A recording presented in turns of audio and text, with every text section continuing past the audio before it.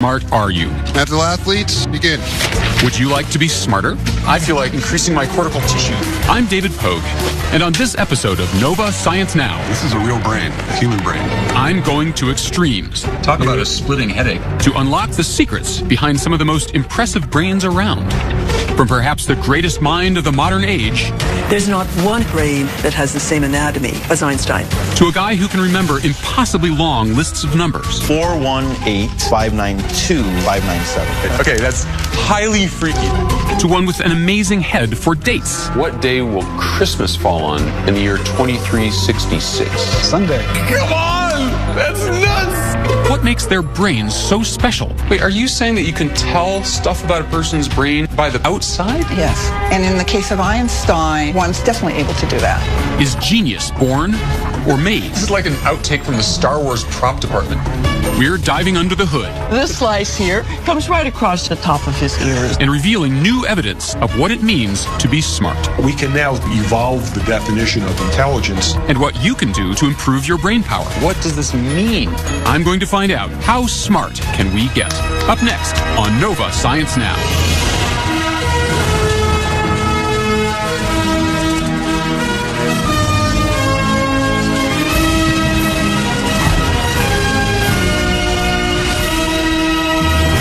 Funding for Nova Science Now is provided by...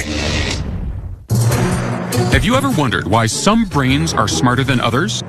Or if there's a way to get smarter yourself? I'm David Pogue, and I'm on a quest to explore the upper limits of brain power. To start, I want to check out one of the smartest brains that ever existed, Albert Einstein's. There's no doubt the guy was a genius. By his 20s, he had revolutionized our fundamental notions of space, time, and matter with his theory of relativity. A few years later, he figured out how gravity works. As if that weren't mind-blowing enough, he came up with E equals mc squared. Eventually, the great scientist moved here to Princeton, New Jersey. Can you take my picture? And in his honor, Absolutely. he's memorialized with this statue. Not only that, there's a shrine dedicated to him in the back of a local clothing store. Next, you're going to tell me there's a Kennedy Memorial behind the deli. But what most residents don't know is that hidden inside this hospital is one of the best kept secrets in America, Over there. Albert Einstein's brain. Einstein's brain, the brain of the most famous scientist in the world, is in there, and they won't let you in to see it. It's been there for a dozen years. I'm unable to get access to it. It is a very bizarre story. Neurologist Fred Lepore would love to get his hands on it. He hopes it will reveal what made Einstein so smart. Was there something different about his brain? Believe it or not, we still have the chance to find out. Okay, rewind a bit. Einstein dies. Einstein died on April 18th, 1955. Thomas Harvey, the pathologist at the time, is expected to do a routine autopsy. But instead, what Thomas Harvey, the doctor performing the autopsy, decides to do is anything but routine. Without consent from Einstein's family, he decides to remove the brain. So the doctor on duty, not his partner, not his brother, took the brain and basically kept it Yes? and started to study it. Yes? Harvey takes dozens, possibly hundreds of photographs, knowing what's coming up next. Because he's about to take the step you can't turn back from. He begins to dissect it over the next few days into 240 blocks. When you say a block, you mean a little cube of Albert Little cube. Einstein's brain. Yeah. I can show you some if you care to see. You can get in there? I have pictures. These are the two glass cookie jars. We believe they hold about 180 blocks, although they weren't counted. You're talking about blocks of brain. Blocks of brain. Those things that are sort of that yellowish putty color are sections of brain, and each section of brain is surrounded by gauze. If you had all the access you wanted, you would find out, what, that he was a genius? You might find out he has some circuits that are different. Is it standard issue, or did Einstein really have a freakishly different brain? It becomes Thomas Harvey's life mission to find out.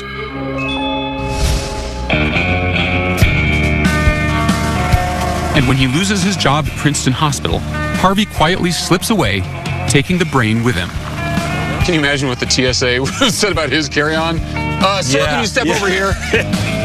He travels to the Midwest, wherever he moves, so goes the brain. From time to time, he sends chunks of it to researchers he deems worthy. Then, in the 1990s, he sends several chunks and some of his photographs to Canadian neurologist Sandra Whittleson.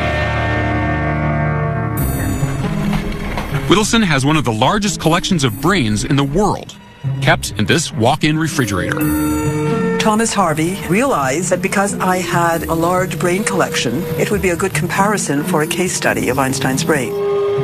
Harvey gives Whittleson a few select chunks, but it's in a handful of photographs that she finds the most valuable clues. She makes a startling discovery in an area of the brain called the parietal lobe, on the top of the head towards the back. We have 125 brains in our collection, which means 250 hemispheres. There's not one hemisphere that has the same parietal lobe as Einstein. Whittleson believes that a part of Einstein's parietal lobe was 15% larger than any other brain in her collection. To find out what makes this discovery so important, I'm going where no host has gone before. With the help of pathologist David Zagzag and neurosurgeon John Golfinos, I'm taking a little brain tour. So, gentlemen, can you certify this is no plastic model? This is a real brain, a human brain. May I touch the brain? Very gently. Oh, wow. It's cold, rubbery, and it's clammy, and it's got a weird consistency. How would you describe this to someone at home? Like hard jello is what I think of it. Yeah, very hard jello. That's good. Here, catch. Put it down. The first thing you notice when you look at it is that there are these raised parts, these ridges. These tiny ridges, or bumps, are called gyri. They contain billions of nerve cells. The crevices are called sulci. The reason we have all these folds is that as the brain developed and as we got smarter, our brain got bigger, and to fit inside the skull, it had to fold in on itself. Does that mean that ancient man would not have as many folds? Correct. More folds mean more nerve cells, and that means more brain power. All of these folds are divided into 4 major areas, or lobes, which are found in both hemispheres. The area Whittleson found unique in Einstein, the parietal lobe, is a fascinating part of the brain. It's involved in how we develop a picture of the world around us. 3D rotations, spatial imaging. That's what the parietal lobe does. Wow. So it kind of makes sense that Einstein, who processed the universe and the laws of physics, should have a super developed parietal lobe. A unique parietal lobe could have helped Einstein think about space, time, and gravity in a way nobody ever had before. That anatomy conferred some kind of an advantage to Einstein in that particular area of intelligence. But is that what made him a genius? Were his unique parietal lobes the key to his revolutionary mathematical concepts? Wow, that's like a perfect score. At Texas Tech University, Michael O'Boyle is doing research that could help answer this question. He's been studying the brains of math geniuses like 13-year-old Sham. Einstein was a great scientist. So many others like Stephen Hawking, Newton, they were all really great scientists. I do want to be a great scientist like them. Sham has won dozens of math competitions. 12 square root of 3. 12 root 3 is the correct answer. In fact, he's become a bit of a celebrity on the math circuit. Today, Michael is scanning Sham's brain to see what areas he uses to do complex math.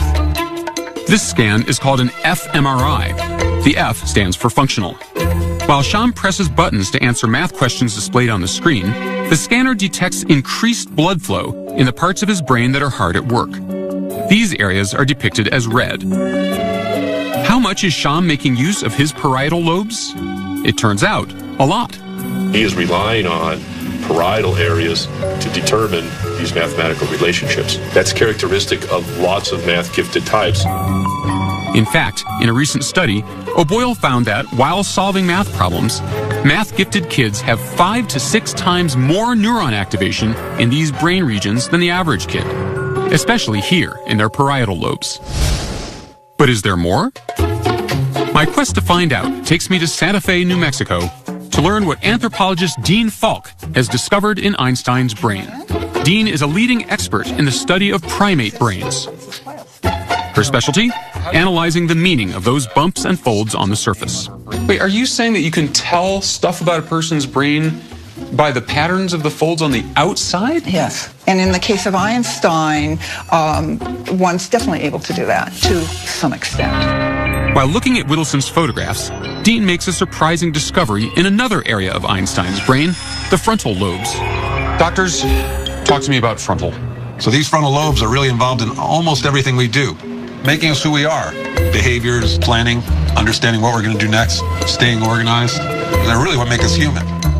They're very important, so I was curious to find out exactly what Dean discovered in Einstein's brain.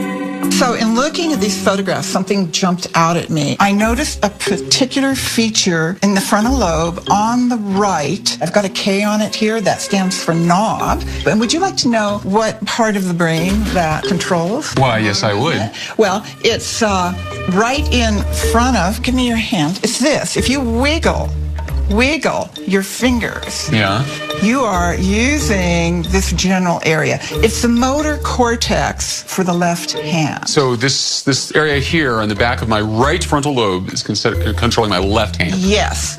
And in the case of Einstein, it was greatly expanded and formed this knob here. It's a shaded area. And if you'd like to see on the brain, I'll show you where it would be if it were expanded in a human brain. It'd be right about here, but notice this human doesn't have this knob. And it turned out that I've just read this study that talks about that knob and what it means. This study reported that musicians who learn how to play a stringed instrument in childhood develop the same shape in exactly the same place. In fact, when they scanned kids with an MRI before they learned to play a musical instrument, and then again after 15 months of training, they discovered the brain had already changed. So I was surprised to see this in Einstein, and it fit, because in fact he took violin lessons as a child for years and years and years. Dean does some digging and discovers this. When he was stuck on a physics problem, he would go into his kitchen and pick up the fiddle and play it to relax, and he would suddenly get an answer to a physics problem that he'd been working on. Wow. Einstein is reported to have said, "The theory of relativity occurred to me by intuition, and music was the driving force behind that intuition." Einstein may have been born with extraordinary parietal lobes, but without his love of the violin, would Einstein have become Einstein?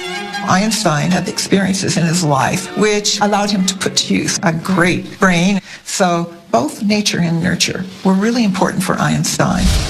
With all this talk about brains, I was dying to find out more about my own. So I had some scans taken that show the surface of my brain and brought them to Dean to analyze. I don't suppose it's too much to ask if I have anything in common with Einstein. Well, very interesting question. Lo and behold, the same studies that show violinists develop a knob on the right side of their brains show that pianists develop something similar on the left. I've been told that you do play piano. Yes. And I want to ask you, have you done this a long time? Since I was a kid. How long? I started when I was 9.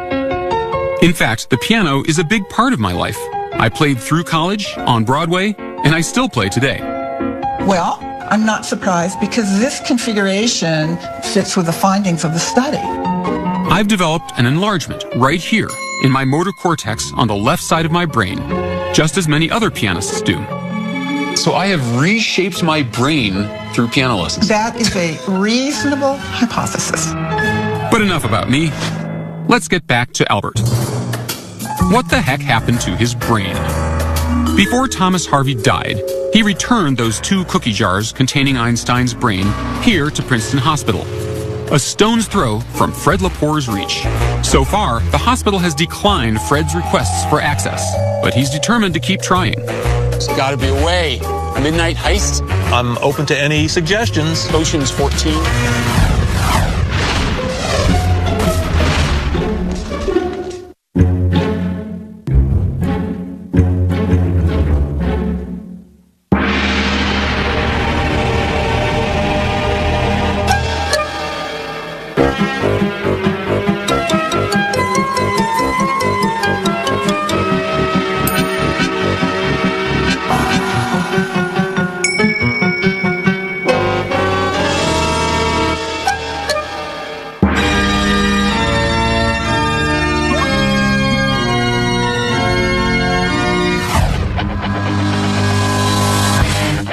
Being smart involves many skills. Among them, how important is memory? To find out, I'm here at the U.S. Memory Championships. We have 5 minutes. Mental athletes, begin. First round, memorize 500 numbers in order in just 5 minutes. Trying to remember more than 20 makes my head spin. Nelson Dellis, a previous champion, memorizes 303 of them, making him the winner of this round. Oh, come on. It's rigged. It's stacked against people with bad memories. Next, I have 5 minutes to memorize the exact order of an entire deck of cards.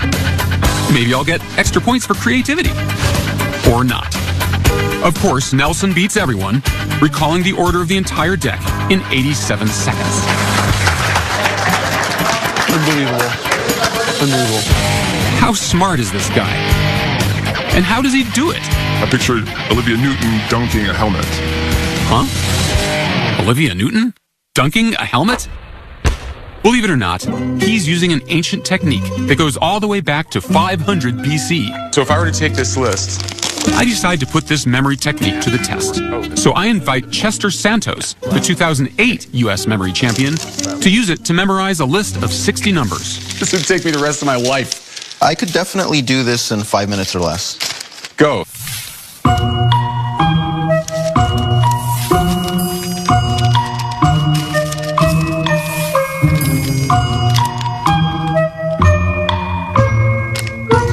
Okay, I'm done. I got it. You're done? I got it, yeah. Just let me know if I make any mistakes, okay? Just let me know if I make You can count on it. Okay, 418 112 097 580 871 592 597. You got them all exactly right. Okay, that's highly freaky. Now it's my turn to learn this ancient memory technique. All right, bring on the list. Chester takes out a list of 40 random words for me to memorize in order. Monkey, iron, rope, kite, house, paper. That's right. I said 40. Bicycle, elephant, computer, sword, necklace, and pizza. That would take me several hours. You will have this perfectly memorized in 10 or less minutes. All right, I just want to be clear for the record. If I don't, it's his fault. Step 1. My lesson begins by walking around my living room, making note of objects I see every day, like my beloved grand piano, my favorite chair, and my kid's guitar. Toys really meant to have these cleaned up. Watering can. Chester tells me to study these objects because we're about to use them to help me remember those 40 words. The globe and the pillars. Now it's on to step 2. Imagine that on top of this piano, there is a monkey dancing on that piano. But you don't just see the monkey dancing around, maybe you even hear the monkey making monkey noises as it's dancing.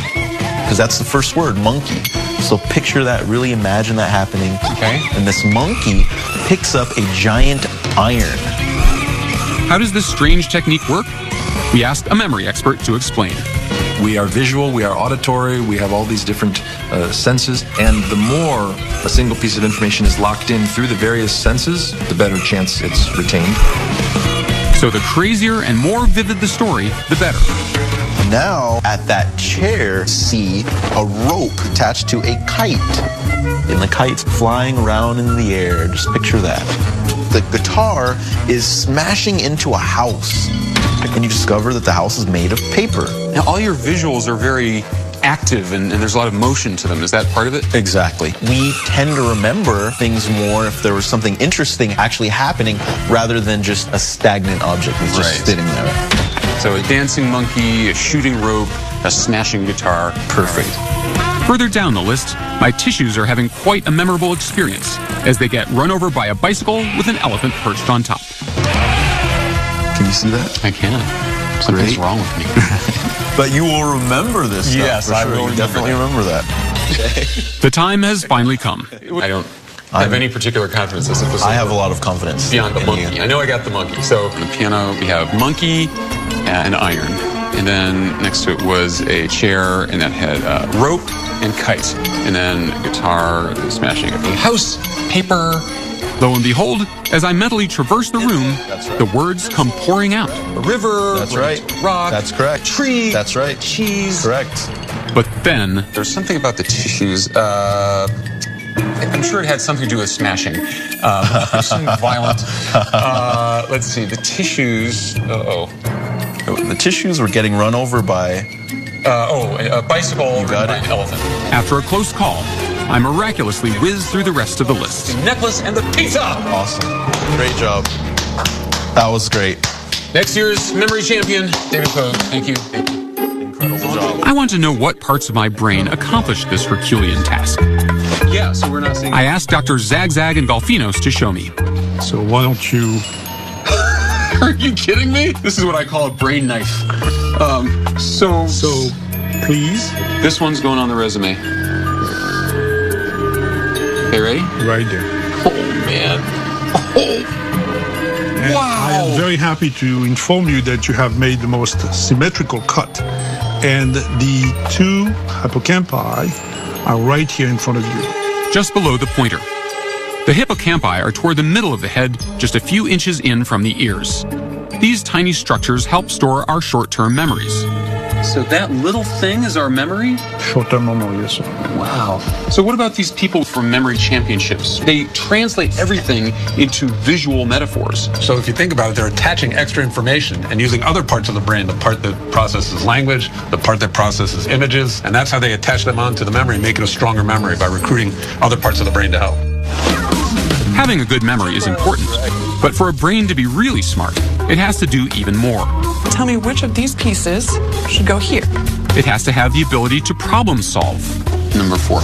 For over 100 years, we've measured the brain's ability to solve problems with IQ tests, like this. Number 3. Could there be a better way? My quest to find out how a smart brain works takes me to a research center in Albuquerque, New Mexico, where state-of-the-art technology could give us a whole new way to assess intelligence. We now have the opportunity to evolve the definition of intelligence away from just relying on test performance and toward a definition that includes brain physiology that we can measure. How will they do it? Using this strange-looking device, called an MEG scanner, Richard Heyer and Rex Jung are trying to reveal what parts of the brain we use when we're problem-solving. This is like an outtake from the Star Wars prop department. Yes. But instead of impersonating Darth Vader, I'm taking a pop quiz. Questions like the kind you find on an IQ test will appear on this screen. I'm supposed to solve brain teasers like this. As I do, my high-tech helmet picks up what's happening in my brain. The brain is made of billions of nerve cells, and every time one communicates with another, it generates an electrical signal. Those signals give off a magnetic field, which is picked up by my helmet. The result is an animated image of my brain. All these blue and red flashes show, millisecond by millisecond, the areas hard at work. Around 400 milliseconds in is when you see the hippocampus fire up. I'm making good use of the areas I used to memorize those 40 words. But Heyer and Jung's research shows I'm also relying heavily on that area so unique in Einstein's brain, the parietal lobe. And I'm also making good use of my frontal lobe, which helps me with planning and decision making. Both of those areas have been linked to visual spatial ability, numerical ability, abstract reasoning, but our research suggests that it's the communication among those areas that really is the key. How do different parts of the brain communicate? Look at the structure of the brain. You can see what they call the white matter. These are the connecting fibers. Call it white matter because they're really white compared to the darker areas. Oh, wow. Which are the gray matter. Gray matter is mostly on the outside of the brain. It's filled with billions of nerve cells. Beneath that is white matter.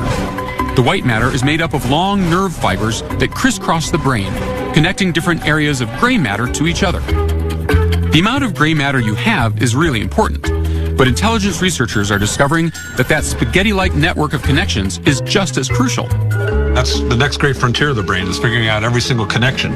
And how those connections work together. We want to understand not just the areas that light up during intelligence, but also how those areas communicate with each other. Is that the same in every person? We think not. We think there will be differences, and we think those differences will be related to intelligence. Richard Heyer and Rex Jung are just beginning to unravel the secrets to how an intelligent brain works. But until they can solve this mystery, I'd like to know if there's a way you can make your brain smarter. Now, a lot of times we read about ways that you are supposed to help your brain. There's brain food, and they say you should do crossword puzzles as you age to keep your brain fresh. Is there anything that we can do to make ourselves smarter? There could be, and if you come outside with us, we'll show you one thing that we can try. You might be surprised at what the good doctors order. When you guys said that we would be able to do some experiment demonstrating that you can actually grow your brain, I thought the equipment involved would be a little more expensive than juggling balls. What is this about? Well, there's this very famous study that showed if you juggle over a long period of time, it actually increases the gray matter in a certain region of your brain that subserves juggling. Not only can you increase your gray matter, recent studies show you can increase your white matter too. Well, I don't know about you gentlemen, but I feel like increasing my cortical tissue. Let's juggle. Let's give it a try. I don't actually know how to juggle. I can do two pretty well. Does that count? Ladies and gentlemen, you are witnessing for the first time on television the growing of my brain. I can feel it growing. I'm going to look like an alien in 20 minutes. Oh, wow.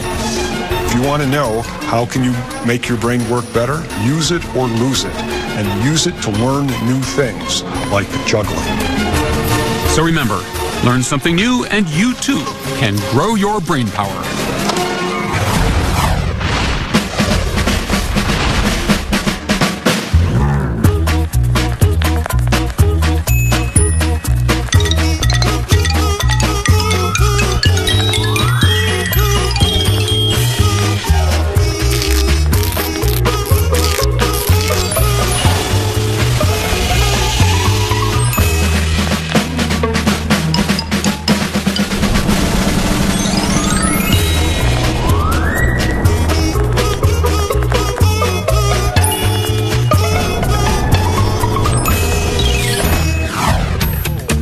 Every brain is unique, but few are as extraordinary as George Widener's. What I experience walking down a city street is completely different from what George experiences. 24-hour active driveway? I don't like that one. George is on the hunt for numbers.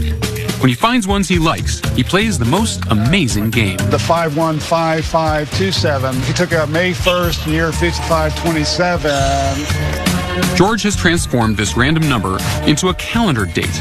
Wait. So, 5527, like the super future? Yes. Long time from now. What he does next is absolutely amazing. And that is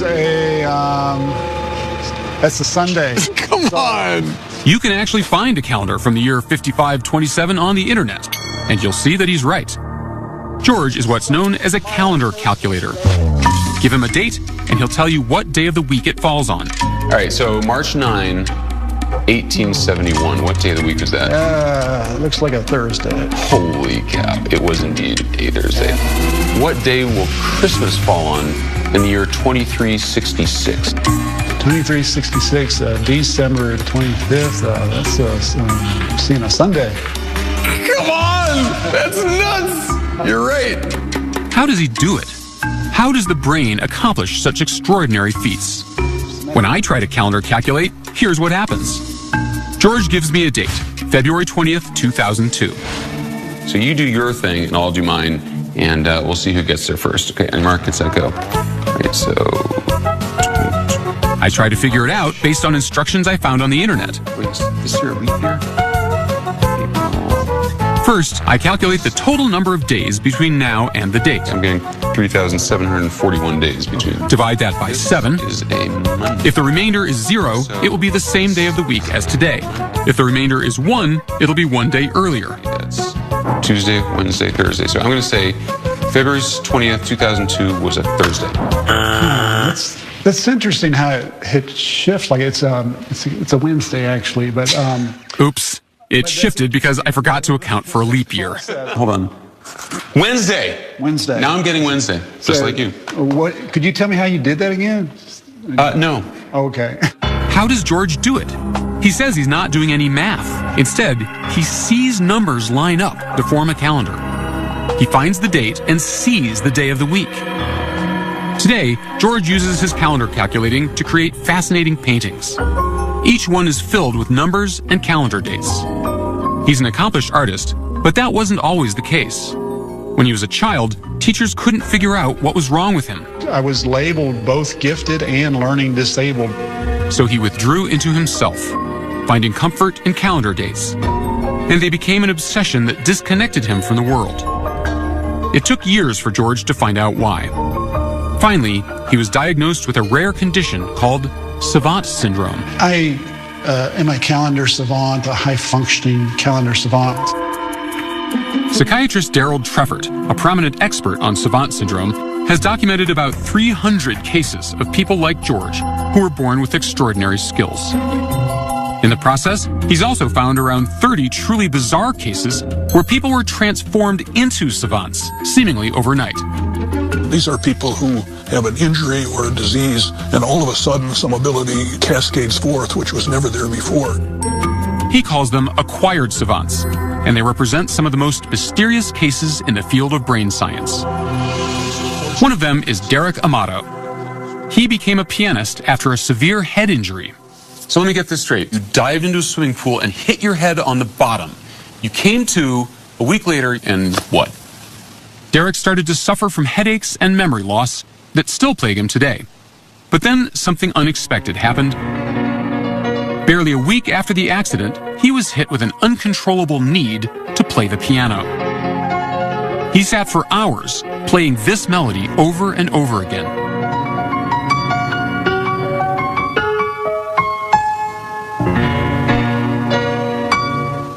And that's what it was. And you weren't a piano player? No. So what I'd love to know is how you picture and think about music, because when I learn a piece of music, I generally look at the sheet music, and you know, each note is on a line or a space, and it represents one of the keys on the piano, and I learn it that way until I can.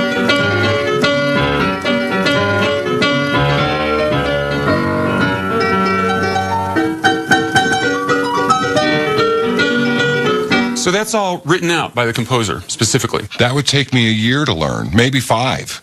Wow, so do you read sheet music? No, I see blocks. I see these black and white squares nonstop. These blocks tell his fingers how to play that melody. Something kind of miraculous happened to your brain when it hit the bottom of the pool. Right. But what? Why do people like Derek develop savant-like abilities after a head injury? And why are some people, like George Widener, the calendar calculator, born with them? So if you can just follow me into the room. All right. Clues to solving this mystery may be hidden in George's brain. For the last few years, neuroradiologist Joy Hirsch has been studying it with an MRI scanner. What we're seeing is the structural pictures of his brain. It looks to a layman just like a normal brain. Well, it looks to a scientist and a neuroradiologist like a normal brain as well. Today, Hirsch is probing further. She's taking fMRI scans of George's brain. This scan detects increased blood flow in the areas of his brain that are at work. And this is George's brain when he's calendar calculating. What we're seeing here are 2 slices of George's brain. So here on George, this slice here, so this slice here comes right across just about the top of his ears, and this slice here comes right across the top of his head. Gotcha. Here. And what's really interesting about this is that most of the activity, as you can see by the concentration of the yellow blobs, is on one side of the brain, and that's actually the left side of the brain. What does that tell you? What reaction do you have? Are you like, oh my gosh? Or are you like, aha, just as I theorized? I mean, what? Well, this was a complete surprise because typical brains in any task are much more symmetrical. This is the fMRI of a typical brain at work. Both the left and right hemispheres show activation. But when George is calendar calculating, that doesn't happen. The activity pattern on the right side of the brain is very sparse in a way that might suggest some kind of shutting down of one side of the brain. So this is quite extraordinary. It is as if the tools of the brain that he needs to do that task become highly focused. That is, he uses very specific areas of the brain and doesn't use others. For a savant to have only one side working, well, to me, I would interpret that as saying the other side is shut off or isolated, and this side is using all of the available processing power of the brain, but only on 1 or 2 tasks. instead of the hundreds or thousands of tasks that the whole brain normally handles at one time. All that processing power is going to one little thing, calendar calculating. But how about people who suddenly develop savant-like abilities later in life? Like Anne Adams, an extraordinary case of a scientist turned painter. Over several years, while Anne was stricken with a rare brain disorder that slowly diminished her ability to speak, she simultaneously developed an obsessive need to paint, a need to make art that took over her life. She produced hundreds of paintings. Brain scans taken over several years give us a rare glimpse at what was happening in Anne's brain. In areas associated with speech, nerve cells were dying off. These areas are highlighted in blue. But in the areas highlighted in orange, something very different appears to be happening. The right posterior part of the brain, the part that's involved, we think, with production of art, is starting to remodel and rebuild. This loss of function in her language circuit accelerated the growth in her visual circuitry. I think the brain compensates for the loss. This is exactly what happens. As you lose one circuit, another circuit is turned on more of the time. It compensates and it develops new skills that allow us to cope. I showed Joy Hirsch Anne Adams' scans to see what she had to say. So it's a very interesting case where the balance of the brain was altered, and during the course of this alteration, the other side of the brain appears to have compensated with the emergence of new talents, almost savant-like. Wow. These functional brain scans are helping us decode the mystery of savants like George, and may help us understand how people like Anne Adams and Derek Amato can suddenly acquire remarkable talents. Thank you, man. Beautifully done. Thank you.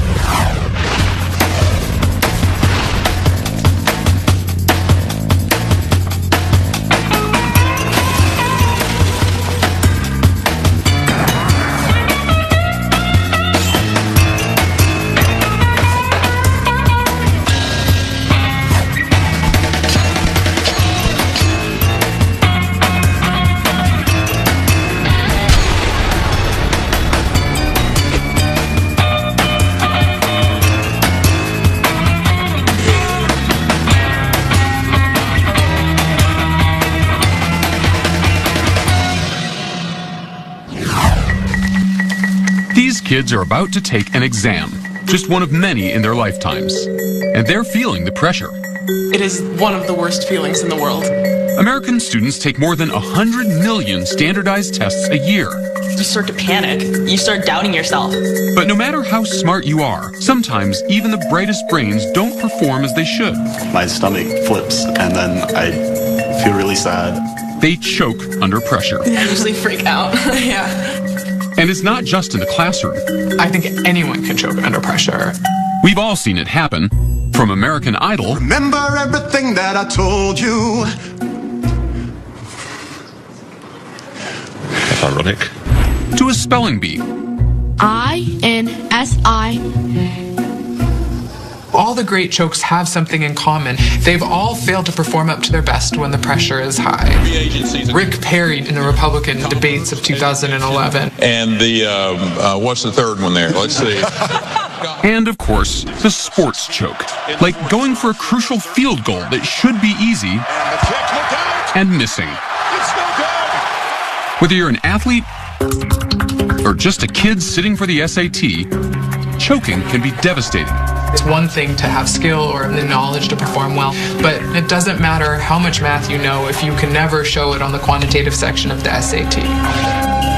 But what if you could teach your brain not to choke?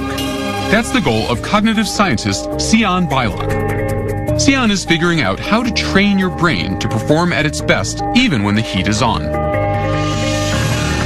Sion learned about choking the hard way. Soccer, I think, was my one really true passion. My name is Sion Beilock, and I'm a soccer goalkeeper. At 16, she was a star goalie in the Olympic Development Program. Then, one day, a national coach came to see her play. I knew he was there, and I knew that this might be my one shot. An offensive player came down the right side of the field and took a shot at the near post, which is the post you're supposed to be able to save the ball from. and it went right under my arm and in the goal. It went all downhill from there. And that was it. I was out of consideration for the national team that year. You know, I had that one shot, and I failed. It was a crushing blow. I just felt totally defeated. All the hard work I'd put into getting to the place that I was getting had just vanished in the blink of an eye. It was the middle of the game, and I wanted to walk off the field. So yeah, I choked. Soon after, Sion walked away from soccer. But when she went to college, she was determined to find out what had happened inside her brain on that fateful day. So she majored in cognitive science. One of the reasons I was really interested in cognitive science is that it seemed like it might be a window into trying to understand a little bit about how I performed. So people always ask me if I do me-search, right? And I think there's definitely a little bit of me-search to what I do. Sion wants to know what happens to our brain under pressure. And her research team has figured out the perfect recipe for high anxiety. What we do is we have these students come in and they do a block of math problems. They even make the math problems look strange to throw the students off. And then we give them a series of instructions that are really designed to create a very stressful environment for them. They put money on the line and tell the students that a partner is depending on them to improve their score. But if you can't improve, then you won't get this additional money, and neither will your partner. At this point, the students are really freaking out. And then, but to really make it a very, very stressful environment, we bring out a video camera and we put it right next to them. Do you see a red light? Then the students do a second block of problems. And it works. Most people, when they're in our stressful situations, really do feel pressure to perform at a high level. And as it happens, lots of people choke under that pressure. Usually they choke about 11 to 12% below their initial block of problems. So what's happening when they choke? Only the scanner can tell. We put people in this MRI machine. They're lying on their back, but they can see a computer screen and they're actually performing problems. They use a controller to give their answers. Then Sion's team makes them sweat. Finally, during this next set of problems, we're going to be videotaping your performance. Sion's theory was that these stressors were messing with the patient's working memory. It's a little different from short-term memory, which comes from the hippocampus. Working memory is your mental scratch pad that essentially allows you to work with whatever information is held in consciousness. And it involves the prefrontal cortex, which is part of the frontal lobe just above our eyes. Our prefrontal cortex essentially allows us to do all those special things we can do as humans, whether it's hitting a tiny ball into a tiny hole or juggling lots of math problems in our head. Based on activity she saw in the scans of her stressed-out subjects, Sion can infer communication between the prefrontal cortex and the emotional centers of the brain, like the amygdala. And when the emotional centers are overactive, they can prevent clear thinking. In these situations when people fail, these worries tend to come online and co-opt those prefrontal resources that people would otherwise use to perform well. Sion's preliminary data suggests that in a choker's brain, the emotions cause a racket big enough to interrupt working memory. But what about those lucky people who don't choke, who perform well under pressure? What's different about a non-choker's brain? It's almost as if the prefrontal cortex and those emotion centers of the brain uncouple or stop talking for a moment. For non-chokers, it's almost as though they temporarily put the conversation between these two parts of the brain on hold.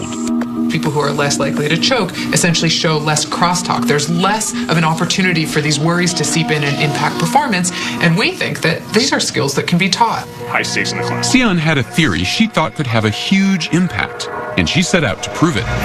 She went where the stress was boiling over, a high school biology exam.